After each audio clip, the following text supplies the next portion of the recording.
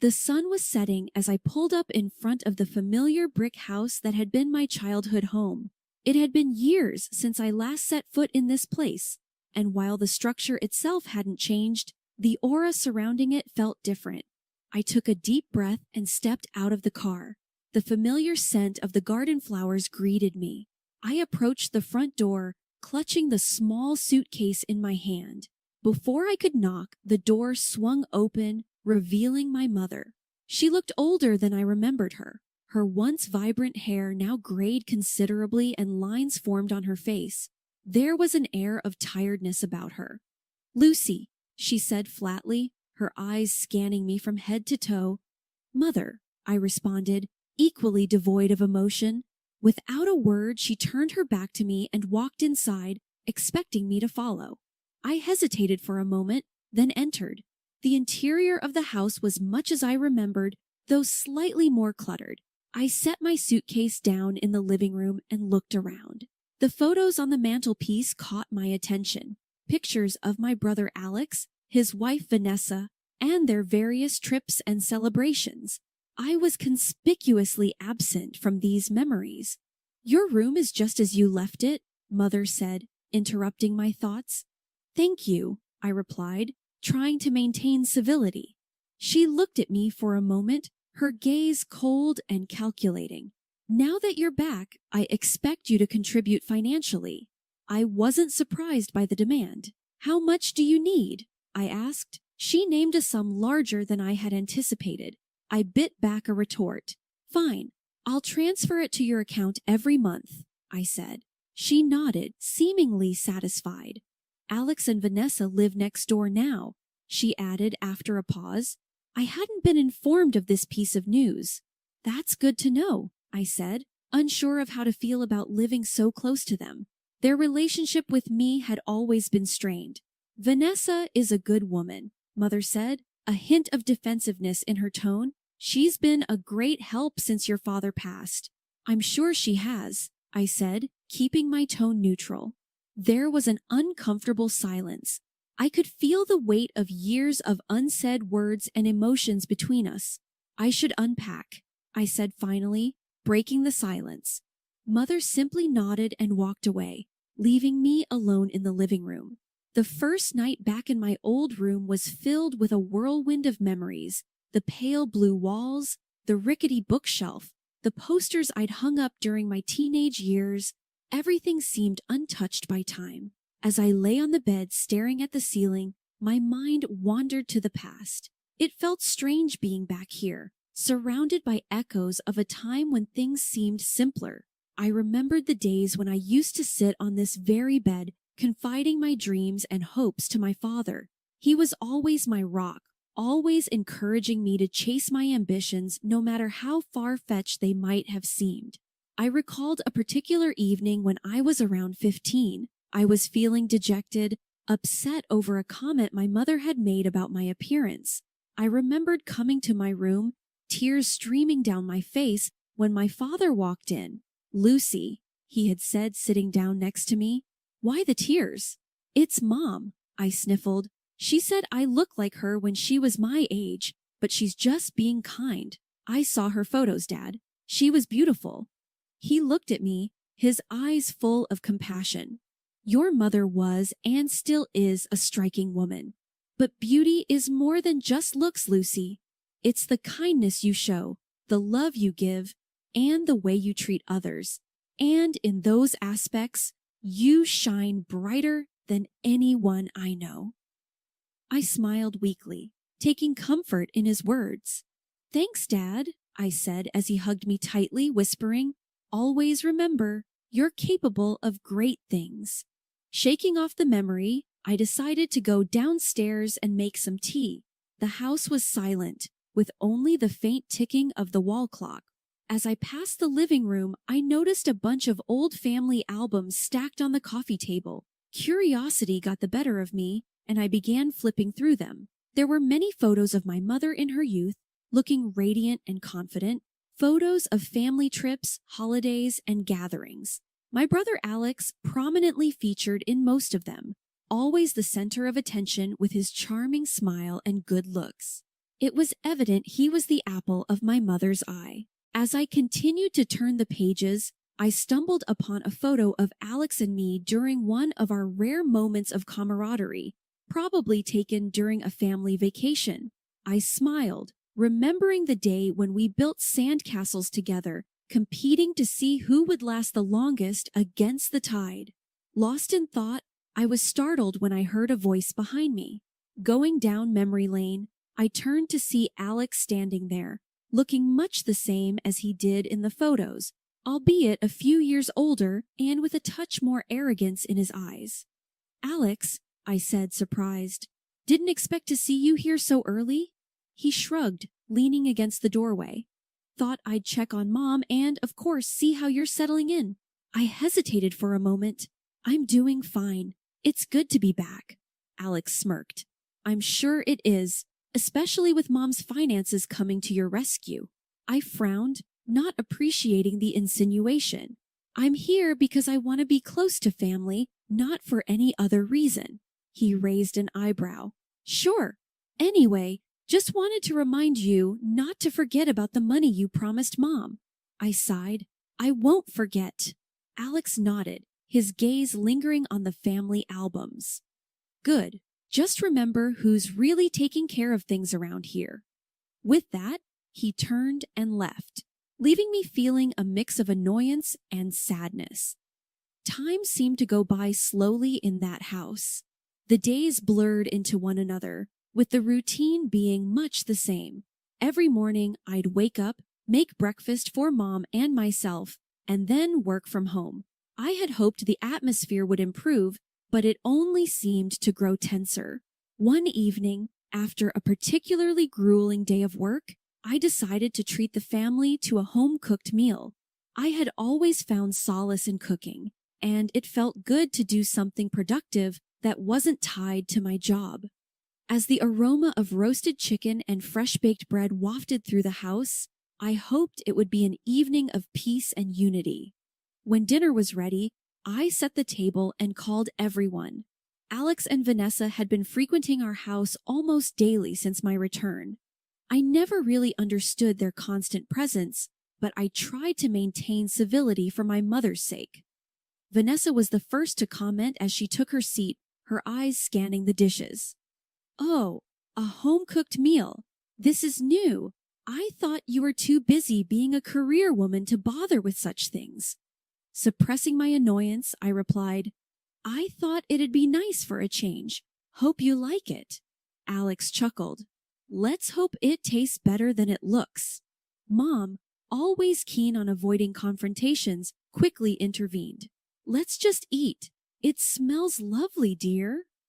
Dinner was a quiet affair, with only the clinking of cutlery breaking the silence. I was relieved when it was over, but just as I began collecting the dishes, Vanessa spoke up. "You know, Lucy, it's such a shame. A woman of your age with no husband or children, all that money and success, but no one to share it with." Feeling my cheeks heat up, I retorted, "I'm content with my life choices, Vanessa. Not everyone measures success by the same yardstick." Alex smirked. "Well, some people just aren't cut out for family life. Maybe it's for the best." The sting of their words was hard to ignore, but I took a deep breath, reminding myself that I had promised Dad I would look after Mom. Mom, however, seemed oblivious to the tension. "By the way, dear," she began, her eyes on me, "the money you gave me last month is running low, and with the additional expenses—" She trailed off, glancing meaningfully at Alex and Vanessa.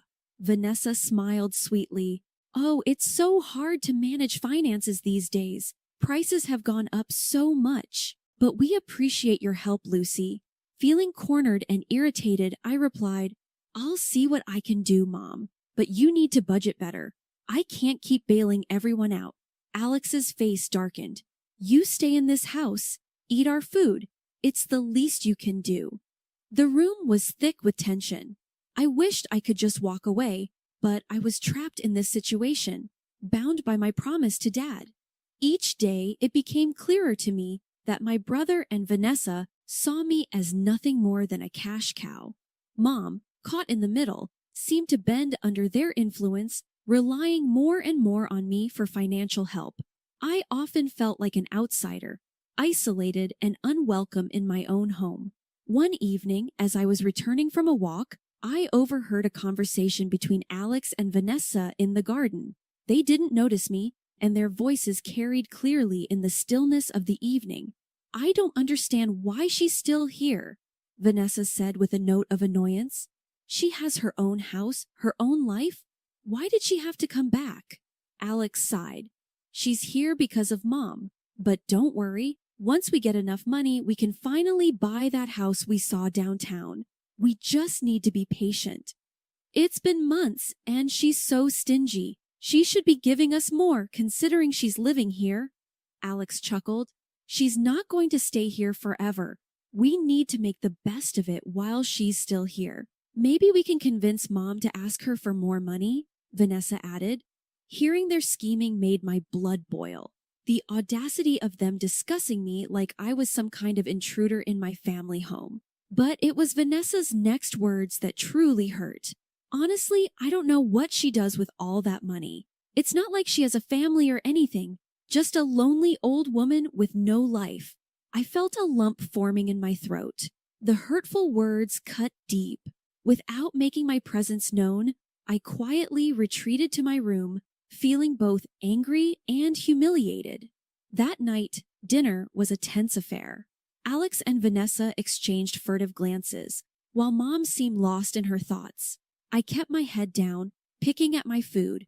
Then, as if on cue, Mom cleared her throat and said, "Lucy dear, we've been thinking, with all the expenses and everything, we were hoping you could contribute a bit more." My gaze snapped up to meet hers. "More, Mom? I'm already giving you so much." Alex interjected, "You live in this house. You should pay your fair share. I've got my own family to look after." Vanessa smirked. "It's only fair, isn't it?" Feeling cornered, I took a deep breath, trying to remain calm. "I came here to support you, Mom, not to fund Alex and Vanessa's lifestyle. This was Dad's house too, remember?" Alex's face turned red with anger. "How dare you? This is our family home. You left. You chose your career over us." Vanessa added, "You're lucky we even let you stay here. Maybe it's time for you to leave." I stared at them in disbelief. "Is this what you all want?" Mom looked away, unable to meet my gaze. "Maybe it's best, dear." Tears filled my eyes. I felt like a stranger, rejected by my own family. "Fine," I said, standing up. "I'll leave, but I'm done supporting you financially." The doorbell rang, breaking the tranquility of my morning. I opened the door, not expecting to see my mother there, especially after everything that had transpired. But there she was, her postery upright, an intense look in her eyes. "Lucy," she said sharply without a hint of warmth, "I need to speak with you." I raised an eyebrow but let her in, curious about what had brought her to my door. Once inside, she wasted no time. "You know your father would be turning in his grave if he knew how you were treating me, abandoning your family in their time of need," she began. I stared at her, trying to keep my emotions in check. "This isn't about what Dad would have wanted. This is about how you and the rest have treated me since I got back. I've been nothing but supportive, and you've given my hard-earned money to Alex and Vanessa while they disrespect me in my own home," I retorted. She scoffed, her voice dripping with disdain. "You think you're so high and mighty just because you have some money now. It doesn't change who you are. You owe us, especially after promising your father you'd look after us." "I promised Dad I'd look after you, not be taken advantage of," I retorted, trying to keep calm. "All I asked for was a bit of respect in return, but it seems that's too much for you, Alex, and Vanessa." My mother's eyes flashed with anger. "You know what? It's easier living with Alex and Vanessa. They might have their flaws, but at least they don't throw their money in my face and try to act superior." A small smile crept onto my face. "You made your choice, Mom. If that's the life you want, So be it, I replied calmly, standing my ground. She stared at me, fury evident in her gaze. Remember this moment, Lucy. Remember the day you turned your back on your family. I remember the day my family turned their back on me, I replied calmly, standing my ground. You made your choice, Mom. Now, face the consequences. She stormed out, slamming the door behind her. I sighed, feeling a mixture of sadness and relief. One evening, as I was trying to divert my mind by watching a movie, my phone buzzed. It was Al. Al, why aren't you answering Mom's calls? Do you even care anymore? The text read. I paused for a moment before responding. Alex, I've always cared, but there are limits to what one can tolerate. He replied instantly. You're overreacting just because of a few comments. Grow up, Lucy. It's not just a few comments, Alex. It's years of feeling unappreciated, disrespected, and used. I've decided to distance myself for my own sanity, I replied. There was a brief pause before he responded. So, you're abandoning us? Nice. No, I typed. I'm not abandoning anyone, but I'm setting boundaries. I won't be an ATM or a punching bag anymore. Another buzz. It was Vanessa. Lucy, we're family. We should stick together. Don't let your pride ruin everything. It was clear that they were talking to each other, probably sitting together, discussing how best to handle the Lucy situation. I sighed. Vanessa, it's not about pride. It's about self-respect. I also called my bank the next day, ensuring that there were no joint accounts or any financial ties with my family. It was tough, but it felt necessary. A week later, I met up with an old friend, Carla, who I hadn't seen in years. As we caught up over coffee, I poured out everything from my father's death to the recent confrontations. Carla listened patiently, occasionally nodding or frowning. When I finished, she took a deep breath. Lucy, you did the right thing. Family is important, but it's not a license to be mistreated. I nodded, sipping my coffee. It's just hard, you know. I keep thinking about the good times, the moments when we were close. Carla placed her hand over mine. It's okay to mourn the relationship you wish you had, but you've got to protect yourself too. Several months had passed since the incident with my mother. Life had resumed its regular pace, but with a notable calmness. The lack of drama felt refreshing, almost rejuvenating. My phone buzzed less frequently, and when it did, it was often messages from friends or work emails, nothing stress-inducing. One afternoon, after wrapping up a long meeting, I decided to head to my favorite coffee shop. As I stood in line, I noticed a familiar face seated in the corner. It was Vanessa, and she looked a shadow of her former self, hunched over and absorbed in thought. Beside her, Alex seemed deep in conversation on the phone, his face strained. Feeling a pang of curiosity, I quietly ordered my drink and took a seat nearby, ensuring I was out of their immediate sight. I couldn't help but overhear snippets of Alex's conversation. I know, but the loan was rejected. We tried everything. Alex's voice was desperate. I felt a jolt of surprise. Financial troubles? I sipped my coffee, not wanting to eavesdrop, but it was hard to tune out their obvious distress. After Alex hung up, Vanessa said, "What are we going to do now? We have so many bills, and without your job." "We'll figure something out," Alex interrupted, rubbing his temples. I sat there for a while, taking in the scene. There was a twisted sense of satisfaction in seeing them struggle. Was it karma? I had always been their safety net, and now they were facing the realities of life. Life without one. Just as I was about to leave, Vanessa's eyes met mine. I braced myself for a confrontation, but all she did was offer a weak smile. "Lucy," Vanessa murmured. "Vanessa," I replied, nodding. "I didn't expect to see you here," she murmured likewise. I responded. There was an awkward pause. I could tell she wanted to say something, but the words seemed to evade her. Finally, she whispered, "Life's been hard. We're facing a lot of financial issues. I nodded slowly. I'm sorry to hear that, I said. Alex, realizing I was there, interjected. Lucy, can you help us out just one last time? I took a deep breath. The old Lucy would have said yes immediately, but this was the new Lucy, the one who valued self-respect over appeasement. I'm sorry, Alex. You both need to figure it out on your own. Vanessa looked down, tears forming in her eyes. We're family, Lucy. Can't you see we're struggling? Yes, Vanessa, I see, but I'm not responsible for your choices. Maybe this is a chance for you both to learn and grow, I replied. Alex looked at me with disbelief. So that's it? You're just going to watch us sink? I stood up, ready to leave. It's not about watching you sink. It's about letting you learn to swim on your own. It was a crisp morning when I sat in my favorite cafe, the sunlight streaming through the window warming my face. Over a cup of freshly brewed coffee, I was lost in thoughts about the whirlwind of a year it had been. My phone buzzed, pulling me out of my reverie. There was a message from Katie, an old school friend and a distant relative of my mother's. Hey Lucy, long time.